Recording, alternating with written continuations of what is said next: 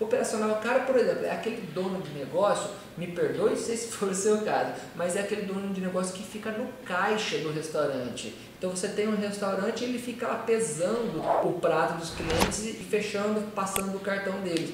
Cara, é muito caro para o dono do negócio ficar fazendo isso. Fica um serviço que não é um serviço manual, um serviço que qualquer pessoa com pouco treinamento, né, com método e com monitoramento ali para que as coisas não fujam do controle, qualquer pessoa pode fazer. Você entende? O operacional caro, então, ele é aquela pessoa aquele dono que faz papel de funcionário. Por quê? Porque ele não conseguiu delegar isso para alguém, porque ele se apegou, porque ali é a zona de conforto dele, pode ter uma série de motivos. Mas o fato é que você precisa se preocupar, precisa analisar, e é o que eu tento trazer para você hoje você, no papel de dono, você está sendo realmente dono, você está sendo gestor, você está analisando o seu negócio, você tem tempo para fazer isso, ou você está tão afogado ali nas rotinas diárias, executando, que você não consegue dar um passo para trás e enxergar o seu negócio de cima? Essa é a pergunta. Esse é o operacional caro demais. Então todo gestor não pode